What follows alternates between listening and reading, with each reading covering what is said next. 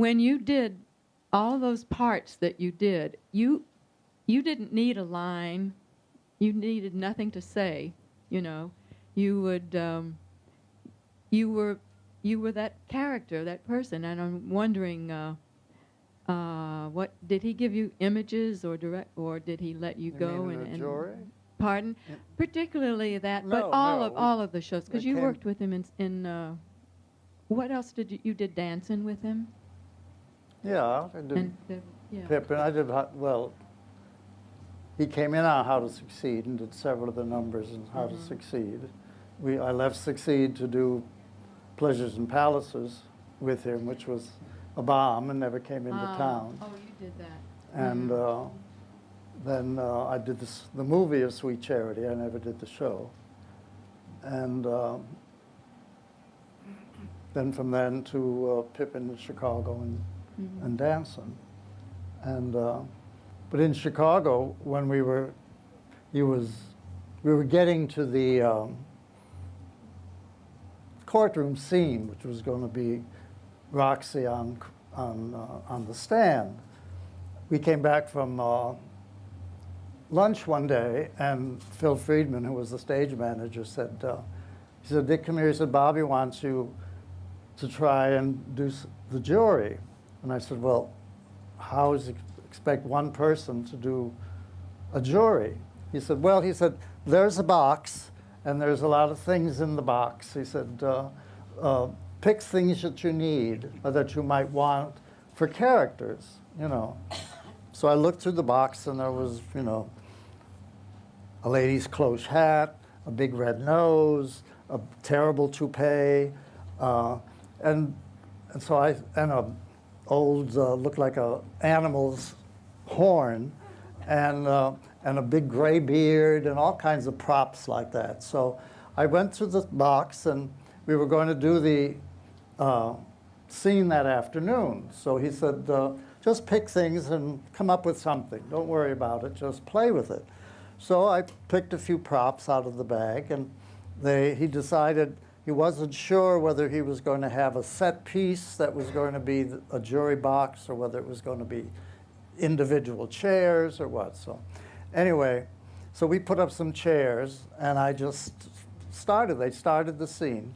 And the only direction he said was, he said, when the focus is on Gwen, with Jerry doing the lawyer, he said, when the focus is on Gwen, try then to make a transition into somebody else. So I thought, all right. So we came into this whole scene from Razzle Dazzle, and we were all playing kind of circus characters in the number.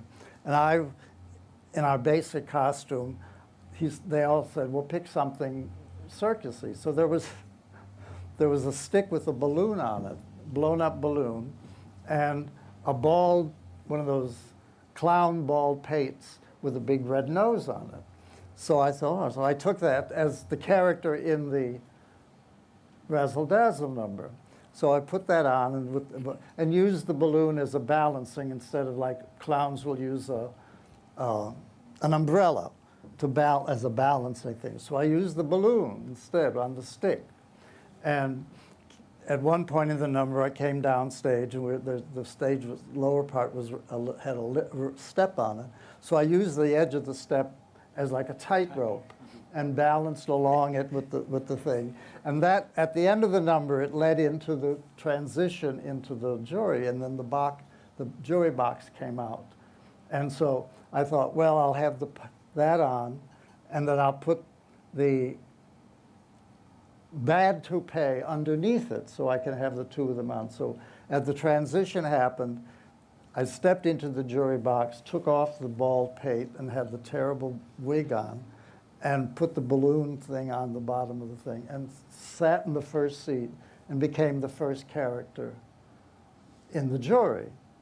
And then from then on, and working out the rest of it, each time the focus moved to Gwen, I had set up various props on the set, and then would slink from chair to chair and change hair pince-nez, and became this very elegant woman sitting in the jury. So it was all a transition thing, but I was allowed to create them all myself. And as long as the transitions were done inconspicuously, they worked, and he was very pleased with it. And at one point there was a talk, I don't know where it came from, that they wanted to try to eliminate the whole thing because at the beginning, somebody in the powers that be felt it was getting a little intrusive into the into the courtroom scene in her cross-examination. And Bobby absolutely said no. He says, that's golden. He said, and we need that because we've heard all of this stuff before anyway in the show. She's just repeating what happened to her and how she became arrested and all that. He said, we've heard all that. We need a distraction.